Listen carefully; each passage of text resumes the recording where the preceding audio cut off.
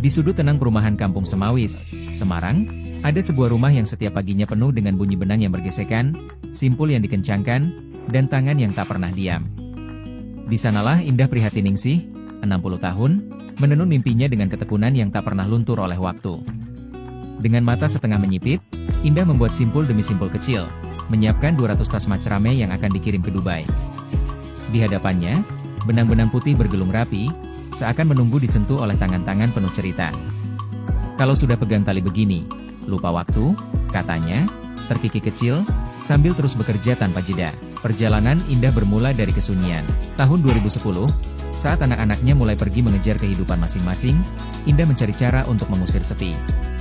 Ia mencoba banyak hal, kursus memasak, merangkai bunga, menjahit, hingga akhirnya hatinya jatuh pada rajut dan simpul. Awalnya, ia hanya membuat hadiah kecil untuk keponakan dan sahabat.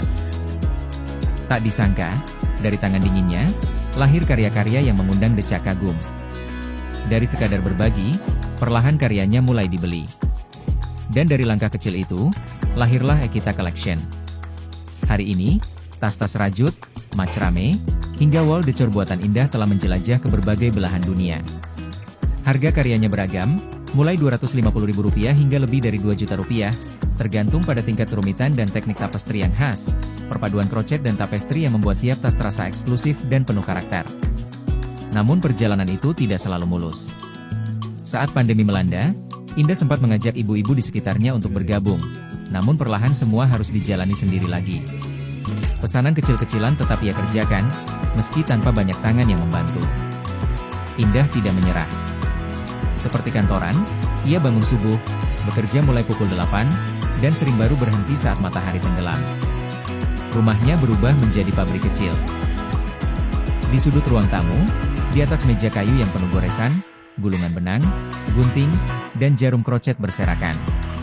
Kadang-kadang, cucu-cucunya datang bermain, duduk di lantai sambil memperhatikan sang nenek menenun benang-benang panjang menjadi karya penuh makna. Lainnya itu karena kesibukan yang mulai berkurang gitu ya, karena anak-anak sudah mulai besar, jadi mencari kesibukan gitu. Awalnya cuma hobi gitu. Kebetulan saya belajarnya itu tidak cuma ini, jadi ada memasak, ada menyulam dan lain sebagainya gitu. Dan yang paling nyantol itu kan ada passion gitu ya, passionnya di sini gitu. Jadi dilanjutkan. Ternyata barang-barang yang secuil itu masih bisa digunakan untuk menjadi produk yang cantik. Karena sekarang itu informasi itu semakin banyak ya, jadi kita mau belajar dari itu pun bisa gitu. Jadi harus inovasi baru gitu. Seperti itu.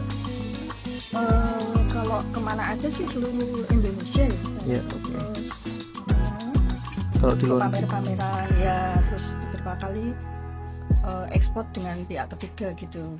Yang ini mau ekspor ke juga, punya 200 pieces. Saya bikin untuk yang home decor itu, untuk wall decor, karpet seperti itu ke Amerika, ke Eropa.